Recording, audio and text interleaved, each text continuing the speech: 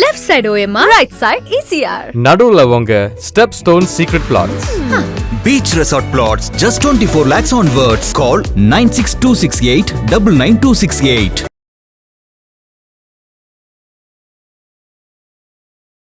அம்மா நீங்க நல்லா வளர்ந்துட்டீங்கன்னா ஆரம்பத்துல உங்களுக்கு உதவி செஞ்சவங்களை எட்டி மிச்சிட்டு போவீங்களா? நான் கேட்கிறேன், எட்டி மிச்சிட்டு போவீங்களா?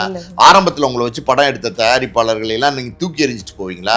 நீங்க இன்னைக்கு வளர்ந்துட்டீங்க, அன்னைக்கு நீங்க ஒண்ணுமே இல்லாதப்போ உங்களை வச்சு படம் எடுத்தாங்கல்ல தயாரிப்பாளர்கள், அந்த தயாரிப்பாளர்களுக்கு நீங்க மரியாதை கொடுக்கணும். அதாவது 2016 ஆரம்பிச்சப்ப பாத்தீங்கன்னா 10 நாள் ஷூட்டிங் நடத்திட்டு நின்று போச்சு அந்த படம். ஃபைனான்ஸ் இல்லாம, அந்த ஃபைனான்ஸ் வாங்க முடியாத சூழ்நிலைக்கு காரணமும் வந்து தனுஷோடைய மார்க்கெட் தான். படத்தினுடைய இயக்குனரும் தனுஷ் தான். இந்த படத்துக்கு வந்து நடிகர், இயக்குனர் தனுஷ், ஓகேவா? அது இல்லாம கேமராமேன், மியூசிக் டைரக்டர், டோட்டல் க்ரூவே ஒர்க் பண்ணிருப்பாங்க. 20 கோடி ரூபா வந்து மொத்தமா செலவாயிருக்கு.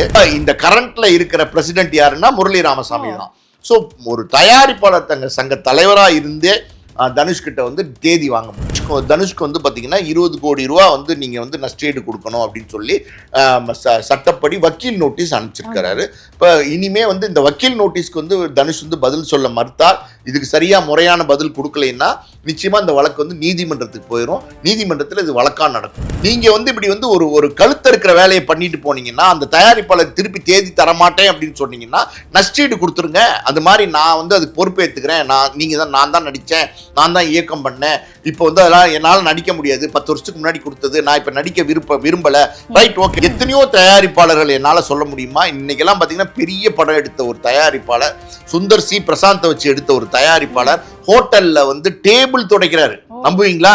அவர் வந்து பாத்தீங்கன்னா விஜய் வச்சு மெர்சல் படம் எடுத்தாரு. மெர்சல் படம் எடுத்த வகையில் இந்த தயாரிப்பாளர் பெரிய நஷ்டம், அதாவது கோடிகள்ல நஷ்டம். மறுபடியும் அந்த தயாரிப்பாளரால் தலையே தூக்க முடியல. ஏகப்பட்ட சிக்கல், ஏகப்பட்ட பிரச்சனைக்குள்ள இருக்கிற அந்த தயாரிப்பாளருக்கு உங்களுடைய 3 செகண்ட் கிளிப்பிங்ஸ், வெறும் 3 செகண்ட் கிளிப்பிங்ஸ் நயன்தாரா வந்து இந்த ஃபேரி டெய்ல அவங்க யூஸ் பண்ணியிருக்காங்கன்னும் போது, அவங்க என்ன நயன்தாரா என்ன சொல்றாங்கன்னா, அது படத்துல உள்ள காட்சியே கிடையாது, அந்த படப்பிடிப்பின் போது நாங்க பர்சனலா எடுத்து போன்ல ஷூட் பண்ண காட்சின்னு ஆணவத்தில் இருக்காங்க, திமிரில் இருக்காங்க. அதாவது ஒரு நடிகர் சொல்றாருல்ல, நான் வந்து என்னுடைய கேரியரின் உச்சத்தை விட்டுட்டு வரேன்னு சொல்றாருல்ல, ஏன் வந்து அந்த வார்த்தையை பயன்படுத்துறாரு? அப்படி ஒரு வார்த்தையை யாராவது வந்து பொது சேவை பண்றவங்க, மக்கள் சேவை பண்றவங்க பயன்படுத்துவாங்களா? மக்களுக்கு சேவை செய்யற நீங்க நான் இந்த கேரியரின் உச்சத்தை விட்டுட்டு வரேங்கிறது வந்து ஒரு ஆணவமான வார்த்தை, திமிர்த்தனமான வார்த்தை, ஆட்டிடியூடான வார்த்தை.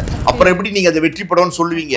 மெதராசி படம் 80 கோடி ரூபாய் நஷ்டம், நீங்க எப்படி வெற்றி படம்னு சொல்லுவீங்க? இந்தியன் 2 நஷ்டம், சந்திரமுகி 2 நஷ்டம், கேம் சேஞ்சர் நஷ்டம், எல்லாம் நீங்க பாருங்க. இப்போ வேட்டையன்னு ஒரு படம் வந்துச்சு, அது நஷ்டம். பல படங்கள், பிரபலமான ஸ்டார்ஸ், அஜித் நடிச்ச விடாமுயற்சி நஷ்டம். அதான் விஜய் சொல்றாருல்ல, 234 தொகுதியிலையும் விஜய்னு சொல்றாருல்ல, அதான் நான் தான் அப்படிங்கிற ஆணவம் உங்களுக்கு வருது. அரசியல்ல மட்டும் இல்ல, சினிமாலையும் வருது. அதனால நீங்க வந்து தயாரிப்பாளரை மதிக்க மறக்கிறீங்க. ஃபைன் டைம் சினி நேயர்களுக்கு வணக்கம். இன்றைக்கு நம்ம கூட நிகழ்ச்சியில ஜேர்னலிஸ்ட் அண்ட் ஆஸ்கார் மூவிஸோட ப்ரொடியூசர் பாலாஜி பிரபு சார் நம்ம கூட இணைஞ்சிருக்காரு. வணக்கம் சார். வணக்கம். தேனாண்டால் ஃபிலிம்ஸ், அதில் வந்து தனுஷ் நிறைய எல்லாருமே நடிச்சிட்டு இருக்காங்க. இப்போ தனுஷ் மேலே ஒரு நோட்டீஸ் கொடுத்துருக்காங்க சார். 20 கோடி வந்து இழப்பீடு கேட்டு. எதுக்காக அப்படின்னு பார்க்கும்போது 10 வருஷத்துக்கு முன்னாடி சார் 2014 அதிலே போட்டிருக்காங்க. 2016 ஒரு படம் வந்து நடிச்சு தரதா சொன்னார், அதை தரல, அதுக்காக இழப்பீடு அப்படின்னு சொல்லிட்டு 10 வருஷம் ஒரு படத்தை இப்படி விட முடியுமா சார்? அது எதனால இப்படி ஆச்சு, எத்தனால இந்த இழப்பீடு அப்படின்ற ஒரு நோட்டீஸ் வந்திருக்கு. என்ன நடக்குது சார்? முதல்ல இந்த பிரச்சனை என்ன அப்படிங்கிறது தெளிவா தெரியும். அதாவது வந்து தேனாண்டால் ஃபிலிம்ஸ், இது வந்து யாருன்னா ராமநாராயணன் சார் இருக்கார்ல, டைரக்டர் ராமநாராயணன் சார், கிட்டத்தட்ட 100 படங்களுக்கு மேல டைரக்ட் பண்ண ஒரு டைரக்டர். அவர் ஒரு பிரபலமான டைரக்டர். அவர் இறந்து போயிட்டார். அவர் இறந்து போனதுக்கப்புறம் பார்த்தீங்கன்னா அவருடைய மகன், அதாவது முரளி ராமசாமி, அவர் பேர் முரளி ராமநாராயணன்னு சொல்லுவாங்க. அவர் வந்து இந்த படத்தை தயாரிக்கிறதுக்கு 2016 வந்து தனுஷ்க்கு ஒரு அட்வான்ஸ் கொடுக்குறாரு. தனுஷ்க்கு கொடுத்தது இல்லாமல் நாகார்ஜுனா இருக்கார்ல, அவருக்கு ஒரு அட்வான்ஸ் கொடுக்குறாரு. எஜே சூர்யாவை வந்து இந்த படத்தில் நடிக்க வைக்கிறதுக்காண்டி ஒரு அட்வான்ஸ் கொடுக்குறாரு. ஸோ அந்த படத்தோட பேர் வந்து பார்த்தீங்கன்னா நான் ருத்ரங்கிற பேரில் வந்து அந்த படத்துக்கு பூஜை போட்டு அந்த படத்தோட ஷூட்டிங்கை வந்து ஸ்டார்ட் பண்ணி 10 நாள் வந்து அந்த படத்தினுடைய படப்பிடிப்பும் நடந்துச்சு. 10 நாளைக்கு அப்புறம் வந்து அந்த படத்தை வந்து அவரால் தொடர முடியல, அந்த தயாரிப்பாளரால் தொடர்ந்து அந்த படத்தை எடுக்க முடியல. அதுக்கு காரணம் தனுஷ்க்கு அன்னைக்கு இருந்த வேல்யூ, அன்னைக்கு வந்து தனுஷ்க்கு வந்து பெருசா வியாபாரம் வந்து இல்லாத ஒரு சூழ்நிலை இருந்துச்சு 10 வருஷத்துக்கு முன்னாடி. தனுஷ்கோடைய மார்க்கெட்டும் வந்து இந்த அளவுக்கு ஒரு பெரிய வைடர் மார்க்கெட் அன்னைக்கு கிடையாது 10 வருஷத்துக்கு முன்னாடி. இன்னைக்கு 2026 இருக்கும். இந்த சம்பவம் நடக்கிறது 2016 நடந்திருக்கு. ஸோ தனுஷ் உடைய படம் அப்படின்னும் போது ஆட்டோமேட்டிக்காவே சினிமா வட்டாரத்துல பெரிய ஹீரோவா இருந்தா, மார்க்கெட்ல இருக்கிற சேலபிள் ஆர்டிஸ்டா இருந்தா உங்களுக்கு உடனே உங்களுக்கு வந்து ஃபைனான்ஸ் வந்து கிடைக்கும். இதுதான் சினிமாவில் உள்ளது. இப்போ ஒன்றும் இல்லை, விஜய் வச்சு ஒரு படம் எடுக்கிறாரு ஒரு தயாரிப்பாளர் அப்படின்னா, விஜய் தேதி கொடுத்தா போதும். விஜயுடைய பேரை சொல்லி நான் இந்த மாதிரி படம் எடுக்கிறேன்னு அந்த தயாரிப்பாளர் சொன்னா அந்த தயாரிப்பாளருக்கு சினிமாவில் இருக்கிற ஃபைனான்ஸ் அவங்க ஆட்டோமேட்டிக்காவே வந்து வட்டிக்கு பணம் கொடுப்பாங்க, ஃபைனான்ஸ் பண்ணுவாங்க. எப்போ கொடுப்பாங்கன்னா, அந்த நடிகருக்கு மார்க்கெட் இருந்தா, அந்த நடிகருக்கு பிஸ்னஸ் இருந்தா, இதுதான் வந்து வழக்கம். இப்ப தனுஷை வந்து இவர் வந்து ஒரு அட்வான்ஸ் கொடுத்து நாகார்ஜுனாவை புக் பண்ணி எஸ்ஜே சூர்யா புக் பண்ணி ஷூட்டிங் எல்லாம் 10 நாள் போனதுக்கு அப்புறம் தொடர்ந்து இவருக்கு ஃபைனான்ஸ் கிடைக்கல அப்படின்னாலே இதனுடைய பொருள், இதனுடைய மீனிங் என்ன அப்படின்னா, இந்த தயாரிப்பாளருக்கு தனுஷுடைய மார்க்கெட் பெருசா இல்லாதனால ஃபைனான்ஸ் தொடர்ந்து கிடைக்கலைங்கிறது தான் அர்த்தம். இதுதான் வந்து உண்மை. அப்படி இருக்கும்போது அந்த தயாரிப்பாளரால் அந்த படத்தை தொடர்ந்து வந்து நடத்த முடியாத ஒரு சூழ்நிலை. அது அப்படியே வந்து நிக்குது. அந்த படம் வந்து நிலுவையிலேயே நிக்குது. அந்த படத்துக்கு அடுத்து வந்து இந்த தயாரிப்பாளர் வந்து ஃபைனான்ஸ் ரெடி பண்ணிட்டு தொடர்ந்து கிட்டத்தட்ட ஒரு 7-8 வருஷத்துக்கு மேல தனுஷ் கிட்ட வந்து அந்த படத்தை முடிச்சு கொடுங்க அப்படின்னு தேதி கேட்கிறார். ஆனா தனுஷ் என்ன பண்ணார் அப்படின்னா, தனுஷ் அடுத்தடுத்த படங்களுக்கு தேதி கொடுத்துருக்காருல்ல, அதுக்கு தேதி தொடர்ந்து கொடுத்துக்கிட்டு புது புது படங்களுக்கு இந்த ஏற்கனவே கமிட் ஆகி 10 நாள் ஷூட்டிங் பண்ண இந்த படத்துக்கு அவர் தேதி கொடுக்க மறுத்து தொடர்ந்து வந்து 7-8 வருஷமா வந்து வேற வேற படங்கள்ல தனுஷ் நடிச்சிட்டு இருக்காரு. இதுதான் இந்த படத்தினுடைய பிரச்சனை. அதாவது 2016 ஆரம்பிச்சப்ப பாத்தீங்கன்னா 10 நாள் ஷூட்டிங் நடத்திட்டு நின்று போச்சு அந்த படம். ஃபைனான்ஸ் இல்லாம, அந்த ஃபைனான்ஸ் வாங்க முடியாத சூழ்நிலைக்கு காரணமும் வந்து தனுஷோடைய மார்க்கெட் தான். அதுக்கப்புறம் வந்து ஒரு 2-3 வருஷத்துல ஃபைனான்ஸ் ரெடி பண்ணி இந்த படத்தை வந்து தொடர்ந்து நடத்தணும்னு அந்த தயாரிப்பாளர் நினைக்கிறாரு. ஏன் நினைக்கிறாருன்னா, அந்த 10 நாள் ஷூட்டிங் நடந்தனால அப்பவே தனுஷ்க்கு ஒரு பெரிய அட்வான்ஸு, நாகார்ஜுனாக்கு ஒரு பெரிய அட்வான்ஸு, எஸ்ஜே சூர்யாவுக்கு ஒரு பெரிய அட்வான்ஸு, டோட்டல் யூனிட்டுக்கு ஒரு பெரிய அட்வான்ஸ். இந்த படத்தினுடைய இயக்குனரும் தனுஷ் தான். இந்த படத்துக்கு வந்து நடிகர், இயக்குனர் தனுஷ். ஓகேவா? அது இல்லாம கேமராமேனு, மியூசிக் டைரக்டர், டோட்டல் க்ரூவே ஒர்க் பண்ணியிருப்பாங்க. 20 கோடி ரூபா வந்து மொத்தமா செலவாயிருக்கு. 20 கோடி ரூபா முதலீடு செஞ்சிருக்காரு அன்னைக்கே. இப்போ 20 கோடி ரூபா ஒரு தொழில முதலீடு பண்ண ஒரு தயாரிப்பாளர் அன்னைக்கு வந்து பணம் தட்டுப்பாடுனால நடத்த முடியாம போச்சு. இன்னைக்கு மறுபடியும் நடத்தணும்னு நினைக்கும் போது அந்த நடிகர் அதுக்கு தொடர்ந்து கோஆபரேட் பண்ணணுமா வேண்டாமா அப்படின்னா நிச்சயமா கோஆபரேட் பண்ணணும். அதாவது ஒரு தயாரிப்பாளர் உங்களை நம்பி வந்திருக்காரு, உங்களை நம்பி வந்து படம் எடுத்திருக்காரு. அந்த தயாரிப்பாளர் ஒரு கஷ்டத்துல இருக்காரு, உண்மையே தான். அதாவது கஷ்டத்துல இருக்காரு, சிக்கல்ல இருக்காருன்னும் போது அந்த தயாரிப்பாளருக்கு தேதி கொடுத்து அந்த படத்தை முடிச்சு கொடுக்குறது. என்ன 10 நாள் நீங்க நடிச்சிட்டீங்க, இன்னும் ஒரு 40 நாள் கொடுத்தீங்கன்னா அந்த தயாரிப்பாளரோட படம் முடிஞ்சிடும். அந்த தயாரிப்பாளர் வியாபாரம் பண்ணிட்டு அவர் வந்து பொழைச்சிப்பாரு. ஸோ நீங்க இதை பண்றதுக்கு உங்களுக்கு ஏன் மனசு வர மாட்டேங்குது? ஒரு அடிப்படையான ஒரு விஷயம் தானே. உங்களை நம்பி தானே ஒரு தயாரிப்பாளர் அட்வான்ஸ் கொடுத்தாரு, உங்களை நம்பி தானே வந்து ஒரு தயாரிப்பாளர் வந்து 10 நாள் ஷூட்டிங் நடத்தினாரு, உங்களால தானே ஃபைனான்ஸ் கிடைக்காம போச்சு. அப்ப அடுத்து அந்த படத்தை எடுக்கணும்னு நினைக்கும் போது அந்த தயாரிப்பாளர் நீங்க கை கொடுக்கணுமா வேண்டாமா? தொடர்ந்து பாத்தீங்கன்னா 7-8 வருஷமா தனுஷ் வந்து இந்த தயாரிப்பாளர் தேதி கொடுக்காம வேற வேற படங்கள் நடிச்சுட்டே இருக்காரு. ஒரு ஸ்டேஜ் வரைக்கும் அந்த தயாரிப்பாளர் தனுஷ்கிட்ட கேட்கிறாரு, நம்பி இந்த படத்தை எப்படியா சீக்கிரம் முடிச்சு கொடுத்துருங்க, கொஞ்சம் தயவு பண்ணி முடிச்சு கொடுத்துருங்கன்னு கேட்டுக்கிட்டே இருக்காரு. ஆனா தனுஷ் வந்து தேதி கொடுக்கவே இல்லை. இப்படி சூழ்நிலையில இந்த தயாரிப்பாளர், அதாவது வந்து முரளி ராமசாமி என்னன்னா தமிழ் திரைப்பட தயாரிப்பாளர் சங்கத்தினுடைய தலைவரா வரார். இவர் தான் வந்து தலைவரா வராரு. இவர் வந்து தலைவரா வந்ததுக்கு அப்புறம் மறுபடியும் தலைவரா அந்த சங்கத்துக்கு தலைவர், தமிழ் திரைப்பட தயாரிப்பாளருடைய சங்கத்தினுடைய தலைவரா இருக்காரு. 2 டேர்ன் இருந்திருக்கிறாரு. 3 வருஷம் ஒரு டேர்னு. அதே மாதிரி 6 வருஷம் வந்து பாத்தீங்கன்னா இந்த முரளி ராமசாமி தான் தலைவரா இருக்காரு. இப்ப வந்து எலெக்ஷன் வரப்போகுது. இந்த பிப்ரவரி 22ஆம் தேதி தமிழ் திரைப்பட தயாரிப்பாளர் சங்கத்துக்கு எலெக்ஷன் வரப்போகுது. இப்ப இந்த கரண்ட்ல இருக்கிற பிரசிடென்ட் யாருன்னா முரளி ராமசாமி தான். சோ ஒரு தயாரிப்பாளர் சங்க தலைவரா இருந்தே தனுஷ் கிட்ட வந்து தேதி வாங்க முடியல. தொடர்ந்து போராட்டம் பண்றாரு, எப்படியாவது தேதி வாங்கணும்னு நினைக்கிறாரு, வாங்க முடியல. அந்த நேரத்துல வந்து தனுஷ் வந்து தயாரிப்பாளர் சங்கத்துல இருந்து பேசுறாங்க, தொடர்பு கொண்டு இந்த மாதிரி வந்து தயாரிப்பாளர் முரளி சார் வந்து புகார் கொடுத்திருக்காரு உங்க மேல, நீங்க வந்து அந்த படத்துக்கு வந்து அட்வான்ஸ் வாங்கியிருக்கீங்க, 10 நாள் நடிச்சிருக்கீங்க, இப்ப நடிச்சு கொடுக்க மறுக்கிறீங்க அப்படின்னும், இப்ப நீங்க நடிச்சு கொடுக்க சொல்லியும் வந்து கேட்டிருக்காரு. அப்படின்னும் போது அதுக்கு வந்து தனுஷ் என்ன சொல்லியிருக்காருன்னா, இல்ல நான் 10 வருஷத்துக்கு முன்னாடி நடிச்ச படம், இப்ப மறுபடியும் நான் நடிக்க முடியாது, அந்த தயாரிப்பாளர் தேதி தர முடியாது, ஆனா அந்த தயாரிப்பாளருக்கு ஏற்பட்ட நஷ்டத்துக்கு அது ஈடா நான் பணம் கொடுத்துட்றேன், நான் வந்து ஒரு 20 கோடி நஷ்டம் ஆயிருக்குன்னா அந்த 20 கோடி நான் கொடுத்துட்றேன் அப்படின்னு ஒரு வாக்குறுதி தயாரிப்பாளர் சங்கத்துக்கு கொடுக்குறாரு. மெம்பர்களுக்கு முன்னாடி. ஆனா அந்த வாக்குறுதியை வந்து தனுஷ் வந்து நிறைவேற்றவே இல்லை. அந்த பணத்தை திருப்பி கொடுப்பாருன்னு இந்த முரளி ராமசாமி வந்து வெயிட் பண்ணிட்டே இருக்காரு. ஆனா தனுஷ் வந்து பணமே கொடுக்கல, 20 கோடியும் தரல. ஒத்துக்கிட்டாரு கொடுக்குறேன்னு, ஆனா கொடுக்கல. அப்படி இருக்கும்போது அவர் என்ன செய்வாரு, இப்போ வந்து பாத்தீங்கன்னா பொறுத்து பார்த்துட்டு இந்த வழக்கை வந்து நீதிமன்றத்துக்கு கொண்டு போயிருக்காரு. தனுஷ்க்கு வந்து பாத்தீங்கன்னா 20 கோடி ரூபா வந்து நீங்க வந்து நஷ்டஈடு கொடுக்கணும் அப்படின்னு சொல்லி சட்டப்படி வக்கீல் நோட்டீஸ் அனுப்பிச்சிருக்காரு. இப்ப இனிமே வந்து இந்த வக்கீல் நோட்டீஸ்க்கு வந்து தனுஷ் வந்து பதில் சொல்ல மறுத்தால், இதுக்கு சரியா முறையான பதில் கொடுக்கலைன்னா நிச்சயமா இந்த வழக்கு வந்து நீதிமன்றத்துக்கு போயிடும். நீதிமன்றத்தில் இது வழக்கா நடக்கும். Okay sir. இப்போ 10 வருஷத்துக்கு முன்னாடி அவர் அந்த படத்துக்கு வந்து சைன் பண்ணி நடிக்கலாம் தொடங்கினாரு.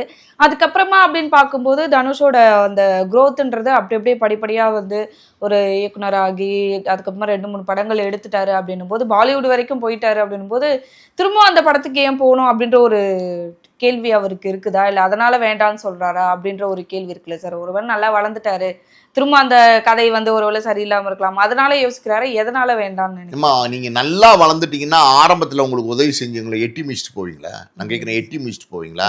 ஆரம்பத்துல உங்களை வச்சு படம் எடுத்த தயாரிப்பாளர்கள் எல்லாம் நீங்க தூக்கி எறிஞ்சிட்டு போவீங்களா? நீங்க இன்னைக்கு வளர்ந்துட்டீங்க, அன்னைக்கு நீங்க ஒண்ணுமே இல்லாதப்ப உங்களை வச்சு படம் எடுத்தாங்கல்ல தயாரிப்பாளர்கள், அந்த தயாரிப்பாளர்களுக்கு நீங்க மரியாதை கொடுக்கணும்ல. அன்னைக்கு 10 வருஷத்துக்கு முன்னாடி உங்களுக்கு ஒரு மார்க்கெட் இருந்திருக்கும். அந்த மார்க்கெட் ரொம்ப மைனரான மார்க்கெட், அதாவது ஒரு பெரிய மார்க்கெட் கிடையாது, மைனாரிட்டியான மார்க்கெட் இருந்திருக்கு. அந்த மைனாரிட்டி மார்க்கெட்டை வச்சு பார்த்தீங்கன்னா உங்களை நம்பி படம் எடுக்கலான்னு நம்பி ஒரு தயாரிப்பாளர் வந்து அட்வான்ஸ் கொடுத்துருக்காருல்ல, உங்களுக்கு கை நீட்டி பணம் வாங்கியிருக்கீங்கல்ல. வேறு நடிகர்களுக்கும் வந்து அட்வான்ஸ் கொடுத்துருக்காருல்ல. யூனிட்டே வந்து ரெடி பண்ணி 10 நாள் ஷூட்டிங்கும் பண்ணியிருக்காருல்ல. நீங்க தானே நடிகர், நீங்க தானே இயக்குனர், அந்த படத்துக்கு நீங்க தானே ஆல்ரெடி இதெல்லாம் பண்ணியிருக்கிறீங்க. அப்படி இருக்கும்போது குறைஞ்சபட்சம் நான் கேட்கறது, அந்த தயாரிப்பாளர் அன்னைக்கு ஃபைனான்ஸ் இல்லாமல் நிறுத்தினது தப்பா கூட இருக்கலாம். ஆனா உங்களுக்கு வந்து மார்க்கெட் இருந்துச்சுன்னா நிச்சயமா அன்னைக்கு ஃபைனான்ஸ் கிடைச்சிருக்கும். அன்னைக்கு அந்த தயாரிப்பாளருக்கு ஃபைனான்ஸ் கிடைக்கலன்னும் போதே உங்களுக்கு மார்க்கெட் இல்லைங்கிறது தான் அதனுடைய பொருள். அப்படி இருக்கும்போது இன்னைக்கு வந்து 2-3 வருஷம் கழிச்சு, அது 2016 நடந்து 2019 எல்லாம் ஆரம்பிக்கிறதுக்கு ரெடி ஆயிட்டாரு மறுபடியும். அப்படி இருக்கும்போது அந்த நேரத்துல நீங்க தேதி கொடுத்து உதவி செய்யணுமா வேண்டாமா? அது ஏன் மறுக்கிறீங்க? உங்களை வச்சு ஒரு முதலீடு செஞ்சிருக்காருல்ல ஒரு தயாரிப்பாளர், உங்களை வச்சு 20 கோடி ரூபாய் முதலீடு பண்ணியிருக்காரு. அவருடைய பணம் அதுல மாட்டியிருக்கு. அவர் அதுக்கு வட்டி கட்டிட்டு இருக்காரு. அவர் கடன் சுமையில் இருக்காரு. அவர் சிக்கல் இருக்காரு. அந்த தயாரிப்பாளருக்குன்னு ஒரு குடும்பம் இருக்கும்ல, பொண்டாட்டி இருப்பாங்கல்ல, பிள்ளைங்க இருப்பாங்கல்ல, அவங்க சொந்தக்காரங்க இருப்பாங்கல்ல. நீங்க வந்து இப்படி வந்து ஒரு கழுத்த இருக்கிற வேலையை பண்ணிட்டு போனீங்கன்னா, அந்த தயாரிப்பாளர் திருப்பி தேதி தரமாட்டேன் அப்படின்னு சொன்னீங்கன்னா நஷ்டஈடு கொடுத்துருங்க. அது மாதிரி நான் வந்து அதுக்கு பொறுப்பேற்றுக்கிறேன், நான் தான் நடிச்சேன், நான் தான் இயக்கம் பண்ணேன், இப்போ வந்து அதெல்லாம் என்னால் நடிக்க முடியாது, 10 வருஷத்துக்கு முன்னாடி கொடுத்தது, நான் இப்போ நடிக்க விரும்பல, ரைட், ஓகே, விரும்பாதீங்க, அப்போ அதுக்கு நஷ்டஈடு கொடுங்க, அதை போட்ட பணத்தை கொடுங்க. 20 கோடி ரூபா போட்டிருக்கத சொல்றாரு அந்த தயாரிப்பாளர், அதை கொடுத்துருங்க, கொடுத்து காம்பன்சேட் பண்ணுங்க. இல்ல நீங்க நடிச்சு கொடுங்க. இதுல ஏதாவது ஒண்ணு பண்ணணுமா? ஒண்ணு நடிச்சு கொடுக்கணும், இல்லைன்னா அந்த பணத்தை திருப்பி கொடுத்து காம்பன்சேட் பண்ணணும். ரெண்டுமே பண்ணாம ஒரு தயாரிப்பாளரும் தனி மனிதன் தான். ஒரு நடிகனை நம்பி ஒரு படத்துல இன்வெஸ்ட் பண்றது அவ்வளவு ரிஸ்க். அதாவது கொடுமையிலையும் கொடுமை படம் தயாரிக்க வருது. இன்னைக்கு எல்லாம் பாத்தீங்கன்னா தயாரிப்பாளர்கள் எல்லாம் பாத்தீங்கன்னா தாலி பாசியை வச்சு ஒரு வீடை வித்து வாசல்ல வித்து ரோட்ல திரியிறாங்க. எத்தனையோ தயாரிப்பாளர்கள் என்னால சொல்ல முடியுமா? இன்னைக்கு எல்லாம் பாத்தீங்கன்னா பெரிய படம் எடுத்த ஒரு தயாரிப்பாளர், சுந்தர் சி பிரசாந்த் வச்சு எடுத்த ஒரு தயாரிப்பாளர் ஹோட்டல்ல வந்து டேபிள் துடைக்கிறாரு. நம்புவீங்களா? காசு இல்ல, சாப்பாட்டுக்கு இல்ல, அவர் போட்ட பணத்தை எதையுமே திருப்பி எடுக்க முடியல, பெரிய நஷ்டம். அவரால் வந்து திருப்பி எந்திரிக்கவே முடியல. ஏன் இதே முரளி ராமசாமியே நீங்க எடுத்துங்களேன், அவர் வந்து பாத்தீங்கன்னா விஜய் வச்சு மெர்சல் படம் எடுத்தாரு. மெர்சல் படம் எடுத்த வகையில இந்த தயாரிப்பாளர் பெரிய நஷ்டம், அதாவது கோடிகள்ல நஷ்டம். மறுபடியும் அந்த தயாரிப்பாளரால் தலையே தூக்க முடியல. ஏகப்பட்ட சிக்கல், ஏகப்பட்ட பிரச்சனைக்குள்ள இருக்கிற அந்த தயாரிப்பாளருக்கு நீங்க ஒரு அதாவது நான் சொல்றது என்னன்னா, ஒரு மனிதாபிமான அடிப்படை, ஒரு நம்மளை வச்சு படம் எடுத்தாங்க. ஒரு சாதாரணமா ஒரு அரண்தனமா இது ஒரு மனசுல வந்து ஒரு தயாரிப்பாளர் பாதிக்கப்படுறாரு, ஒரு மனிதர் பாதிக்கப்படுறாருன்னா நீங்க இறக்கப்பட மாட்டீங்களா? அந்த ஒரு இறக்க குணம் கூட ஒரு நடிகருக்கு இருக்கக்கூடாதா? அது என்ன நியாயமான விஷயமா இருக்கும் சொல்லுங்க? கொடுத்து உதவி செய்யலாம் இல்லையா அந்த தேதியை, இல்லைன்னா கொடுத்துடலாம்ல அது காம்பன்சேஷன் பண்ணாம. ரெண்டையுமே கொடுக்காம இழுத்தடிக்கிறது எந்த விதத்தில் நியாயம்? உங்களுடைய 3 செகண்ட் கிளிப்பிங்ஸ், வெறும் 3 செகண்ட் கிளிப்பிங்ஸ் நயன்தாரா வந்து இந்த ஃபேரி டெய்ல அவங்க யூஸ் பண்ணியிருக்காங்கன்னும் போது, அவங்க என்ன நயன்தாரா என்ன சொல்றாங்கன்னா, அது படத்துல உள்ள காட்சியே கிடையாது, அந்த படப்பிடிப்பின் போது நாங்க பர்சனலா எடுத்து போன்ல ஷூட் பண்ண காட்சின்னு சொல்றாங்க. அதை கூட நான் அனுமதிக்க மாட்டேன், அது எனக்கு 10 கோடி ரூபாய் நஷ்டம் வேணும்னு, நஷ்டஈடு வேணும்னு நீங்க வழக்கு தொடுத்திருக்கீங்களா நயன்தாரா மேல. அப்போ உங்களுக்கு ஒரு நியாயம், மற்றவங்க உங்களுக்கு ஒரு நியாயமா? நீங்க பாதிக்கப்படும் போது இன்னொருத்தர் மேல நீங்க வழக்கு தொடர்ந்து அந்த வழக்கு நடந்துகிட்டு இருக்கு கோர்ட்ல. நயன்தாரா மேல தனுஷ் தொடர்ந்த வழக்கு. இப்ப வேற ஒரு தயாரிப்பாளருக்கு நீங்க அநீதி பண்ணிட்டு அந்த காசையும் கொடுக்க மறுத்தீங்கன்னா உங்களுக்கு நீதிமன்றத்துக்கு தான் போவாங்க. நீதிமன்றத்துல தான் வந்து வழக்கு தொடுப்பாங்க. Sir மொத்தத்துலமா நடிகர்களுடைய domination பயங்கரமாயிருச்சுமா, பயங்கரமாயிருச்சுமா. அதாவது அதை எப்படி எடுத்து சொல்றதுன்னே தெரியல. இன்னைக்கு இருக்கிற டாப் ஸ்டார்ஸ் எல்லாருமே, பேரெல்லாம் குறிப்பிட வேண்டாம், எல்லாருமே எப்படின்னா உச்சத்துல இருக்காங்க, ஆணவத்துல இருக்காங்க, திமிரில் இருக்காங்க. அதாவது ஒரு நடிகர் சொல்றாருல்ல, நான் வந்து என்னுடைய கேரியரின் உச்சத்தை விட்டுட்டு வரேன்னு சொல்றாருல்ல, ஏன் வந்து அந்த வார்த்தையை பயன்படுத்துறாரு? அப்படி ஒரு வார்த்தையை யாராவது வந்து பொது சேவை பண்றவங்க, மக்கள் சேவை பண்றவங்க பயன்படுத்துவாங்களா? மக்களுக்கு சேவை செய்யற நீங்க நான் இந்த கேரியரின் உச்சத்தை விட்டுட்டு வரேங்கிறது வந்து ஒரு ஆணவமான வார்த்தை, திமிர்த்தனமான வார்த்தை, ஆட்டிடியூடான வார்த்தை.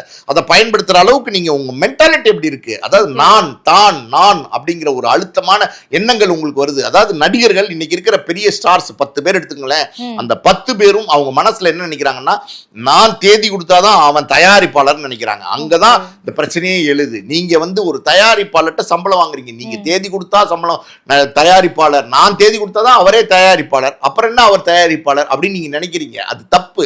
நீங்க தயாரிப்பாளர்னு சூஸ் பண்றீங்கல்ல, அவர்கிட்ட நீங்க கை நீட்டி சம்பளம் வாங்குறீங்கல்ல, அப்ப அவரை நீங்க முதலாளியா நினைச்சுதான் ஆகணும். அந்த நினைக்கிற மனப்பக்குவம் இல்ல. அப்படி நான் தேதி கொடுத்தாதான் தயாரிப்பாளர்னா, அந்த தயாரிப்பாளர் நீங்க தேதி கொடுத்ததுக்கு அப்புறம் எடுக்கிற படங்கள் எல்லாமே ஓடுதா? பெரிய பெரிய நஷ்டங்கள் ஆகுது. ஒரு உதாரணத்துக்கு நான் சொல்றேன், ஜனநாயகன் விஜயோட படம். விஜயோட படம் வந்து அது வந்து பெரிய ஸ்டாரா இருக்காரு இன்னைக்கு. விஜய் சூப்பர் ஸ்டார்னு சொல்லலாம். அவருடைய கடைசி படம் போது அந்த வியாபாரம் பெரிய வியாபாரம் நடந்துருந்துச்சு ஜனநாயகனுக்கு.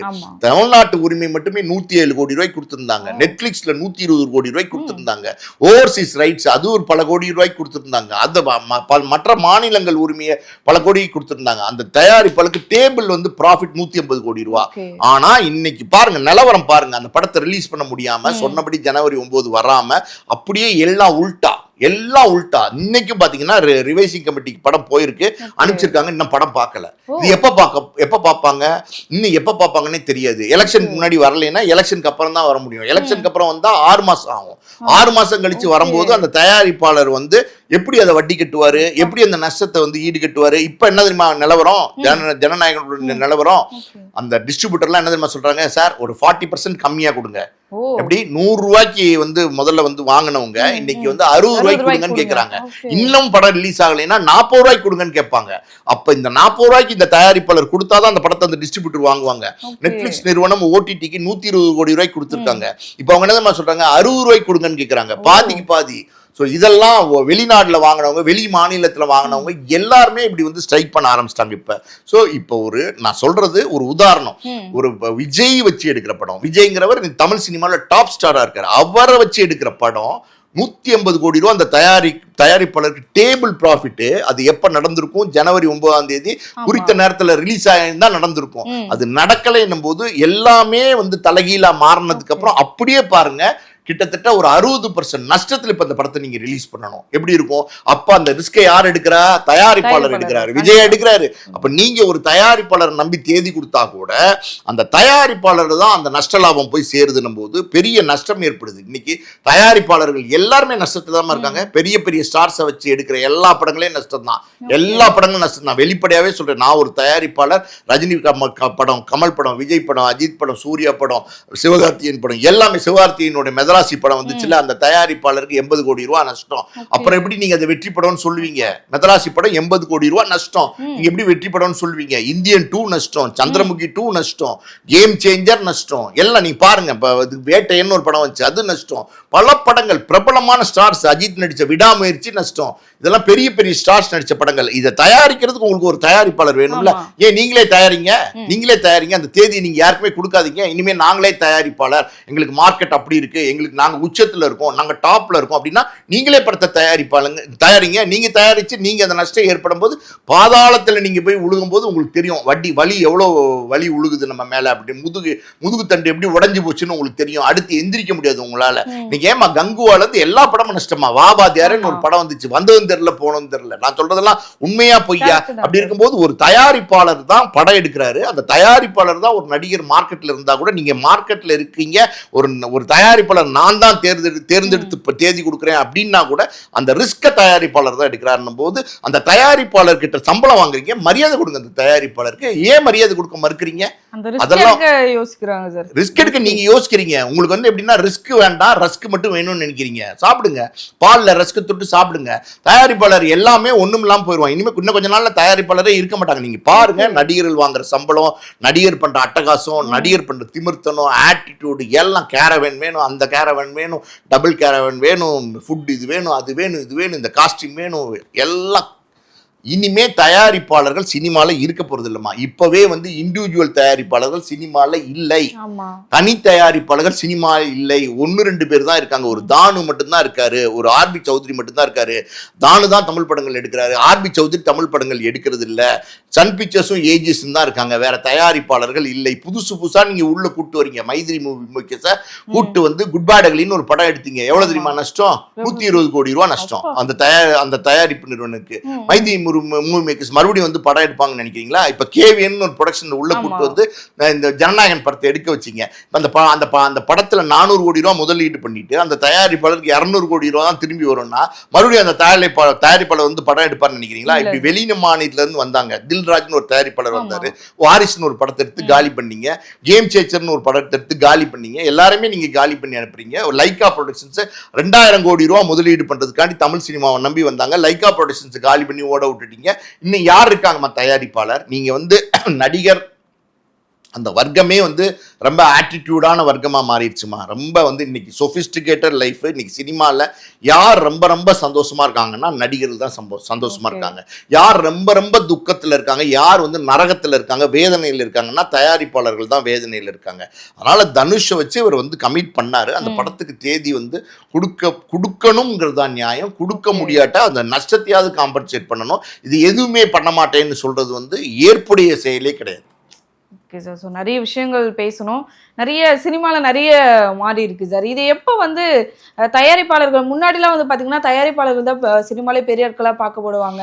அவங்க வராங்கன்னா செட்டே எழுந்து நிற்கும், ப்ரொடியூசர் வந்திருக்காருன்னு சொல்லிட்டு. அது எப்போ சார் அப்படியே மாறுச்சு? எதனால மாறுச்சு?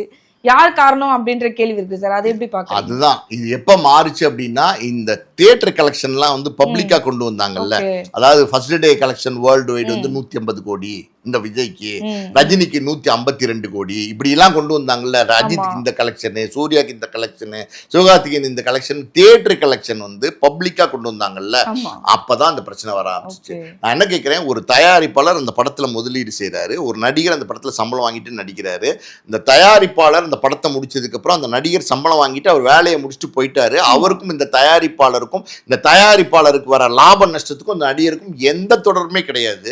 இந்த கலெக்ஷன் அப்படிங்கிறது வந்து யாருக்குமே தெரிய வேண்டிய அவசியம் கிடையாது. இந்த கலெக்ஷன்ங்கிறது தயாரிப்பாளருக்கும் டிஸ்ட்ரிபியூட்டருக்கும் மட்டுமே தெரிஞ்ச ஒரு ரகசியமா இருந்துச்சு ஒரு காலத்துல. ஸோ ஒரு படம் எடுக்கிறாங்க அப்படின்னா அந்த முதலாளிங்க எங்கிருந்து காசு கொண்டு வராங்கன்னு நடிகர்களுக்கு தெரியாது. அவங்க கொண்டு வந்து நமக்கு காசு கொடுக்குறாங்க, அவங்க கொடுத்தாதான் நமக்கு காசு அப்படின்னு நினைச்ச ஒரு காலம் இருந்துச்சு. அப்ப நடிகர்கள் தயாரிப்பாளர்களை முதலாளியா நினைச்சாங்க, மதிச்சாங்க. இன்னைக்கு வந்து எப்படின்னா இந்த கலெக்ஷன்லாம் தெரிஞ்சதுக்கு அப்புறம் என்ன நினைக்கிறாங்கன்னா, ஓ நம்ம நடிச்சா அந்த படம் 700 கோடி கலெக்ஷன் ஆகுதா, ஓ நம்ம நடிச்சா அந்த படம் வந்து 800 கோடி கலெக்ஷன் ஆகுதா, அப்ப நம்ம தான் விஜய் சொல்றாருல்ல, 234 தொகுதியிலையும் விஜய்னு சொல்றாருல்ல, அதான் நான் தான் அப்படிங்கிற ஆணவம் உங்களுக்கு வருது. அரசியல்ல மட்டும் இல்ல, சினிமாலையும் வருது. அதனால நீங்க வந்து தயாரிப்பாளரை மதிக்க மறக்கிறீங்க. நான் கேட்கிறேம்மா, இந்த கலெக்ஷன் எல்லாம் இந்த பப்ளிக்கு எதுக்குமா தேவை? நான் கேட்கிறேன், இது ஒரு தொழில், சினிமா ஒரு தொழில், ஒரு கவர்ச்சியான தொழில் தான், என்டர்டைன்மெண்ட் மீடியா தான். இருந்தா கூட இந்த கலெக்ஷன் ரெக்கார்டெல்லாம் வந்து இந்த தயாரிப்பாளருக்கும் டிஸ்ட்ரிபியூட்டருக்குமே தெரிஞ்சிருக்க வேண்டிய இந்த விஷயங்கள் எதுக்குமா பப்ளிக் பண்றீங்க? எதுக்குமா நீங்க வந்து பொதுவெளியில முதல் நாள் கலெக்ஷன் இவ்வளோ அது இதுன்னு போட்டி போடுறீங்க? இதனால என்ன லாபம், என்ன நீங்க வந்து பெற போறீங்க? இது வந்து பப்ளிக்கு தெரிய வேண்டிய அவசியமே கிடையாது. இதுக்கும் பப்ளிக் என்னமா கனெக்ஷன்? பப்ளிக்குங்கிறவன் இந்த படத்துக்கு டிக்கெட் வாங்குறாங்க, படத்தை பார்க்குறாங்க, ரசிகனா படத்தை பார்த்து படம் நல்லா இருந்தா என்ஜாய் பண்ணலாம், படம் நல்லா இல்லைன்னா விமர்சனம் பண்ணலாம். அதை தாண்டி அந்த பப்ளிக்கும் அந்த படத்துக்கு என்னமா தொடர்பு இருக்கு? ஒண்ணுமே கிடையாது. ஆனா அவங்களுக்கு ஏன் கலெக்ஷன் சொல்றாங்க? அவங்களுக்கு கலெக்ஷன் சொல்லும் போது அது வந்து பப்ளிக் ஆகுது. ஓடாத படம்மா, நான் சொல்றேன், ஓடாத படம். அதனுடைய கலெக்ஷன் வந்து தயாரிப்பாளரே நிறைய தயாரிப்பாளர்கள் வீணா போறதுக்கு தயாரிப்பாளரே காரணமா இருக்காங்க. அந்த தயாரிப்பாளர் என்ன பண்றாங்கன்னா அந்த நடிகனுடைய தயவு வேணும், அடுத்தடுத்த தேதி வேணுங்கிறதுனால அதை பூஸ்ட் பண்ணி சொல்றாங்க, அதை ஏற்றி சொல்றாங்க.